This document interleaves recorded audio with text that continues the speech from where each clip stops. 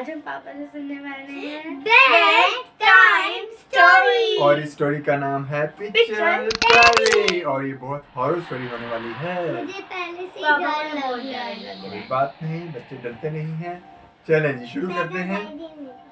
अच्छा जी अब तो बड़ी हो गई है ना।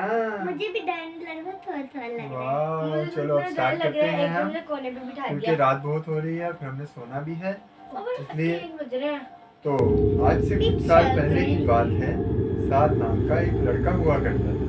कहते हैं कि उसके पास किसी बुरी चीज का साया हो गया जिसने उस लड़के की जान ले ली। आखिर साद वो असरार कहाँ से लाया और ऐसा क्या हुआ उसके साथ कि उसकी जान चली गई। बड़ा मजा मेरा नाम अहमद है, मैं साद का वालिद हूँ।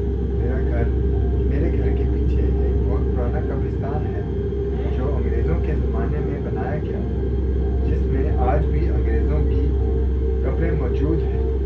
मेरे घर के कमरों की खिड़कियाँ इस कब्रिस्तान की तरफ खुलती हैं और मेरे घर की छत से भी ये खौफनाक कब्रिस्तान साफ नज़र आता है। साथ के कमरे से भी कब्रिस्तान की तरफ से चलने वाली हवा का भी गुजर था। मुझे तो बहुत ज़्यादा डर ही लगता है। रात के तकरीबन 2:30 बजे साद मामूल की तरह पढ़ाई कर रहा था। खिड़की से बाहर झांक कर देखा जाए तो दूर दूर तक किसी का नामो निशान तक नहीं नजर आता। कब्रिस्तान में एक अजीब सी खामोशी है। परिंदा पंछी इधर से गुजर रहे थे। अचानक कुत्ते के भौंकने की आवाज़ आनी शुरू होती है, जैसे किसी गैर इंसानी मखलूक को देखा और वो भौंकने लगा।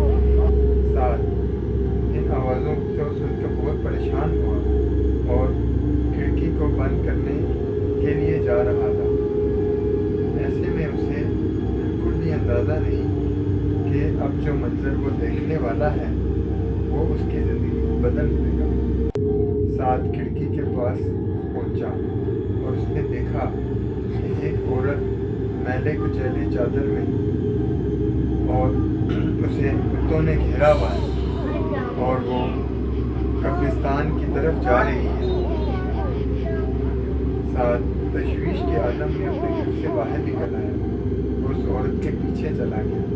इतनी देर में औरत कब्रिस्तान के अंदर जा चुकी। साथ ने रात के इस वक्त कब्रिस्तान में जाना ठीक ना समझा, लेकिन उसका दिल कुछ और ही कह रहा था। बस फिर वही हुआ जिसका डर था। साथ उस औरत की कब्र तक पहुंच गया और अब वो औरत के सामने खड़ा था। साथ ने उससे पूछा कि वो कौन है और इतनी रात के यहाँ क्या कर रही है। अब इंसानी हड्डियाँ झड़कने की आवाज़ आती है।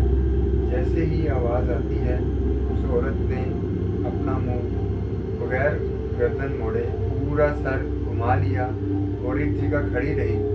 ये मंजर देखकर, खौफनाक मंजर देखकर साद के जिस्म पर कपकपी तारी हो गई।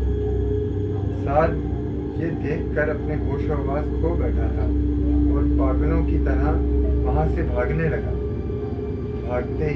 भागते समय साद का पाँव किसी पत्थर से टकराया और अचानक वो ज़मीन पर गिर गया। जैसे ही वो ज़मीन पर गिरा तो उसका सर किसी पत्थर पर टकराया और वो ज़ख्मी हो गया और बेहोश हो गया। इसी आलम में पड़े पड़े सुबह हो गई और वो बेहोश पड़ा रहा। उसके वालिद ने उसे देखा और जल्दी से घर ले आए और उसने होश में आने के बाद अपने घर वालों को सब बताया जो उस पर आप बीती हुई रात, जो उसने देखा, जो मंजर उसने देखा खौफनाक, वो बताने के लायक नहीं था। फिर भी उसने बताया और बहुत डरा हो। इस दिन से उसकी तबीयत बहुत ख़राब रहने लगी थी और बहुत अजीब हरकतें करने लगा था और अजीब रातों को जागना, नींद ना आना, अजीब ख्याल आना को अजीब अजीब चीज़ें नज़र आती थी। वो कहता था कि उसके कमरे की छत से खून टपकता हुआ नज़र आ रहा है और वो औरत उसको ख्वाब में बार बार नज़र आती है, जिसकी वजह से वो डर कर सो नहीं पाता और किसी जगह डर कर बैठा रहता है। इसी तरह दिन गुजरते गए और फिर एक दिन साद अपने कमरे से निकल कर आया।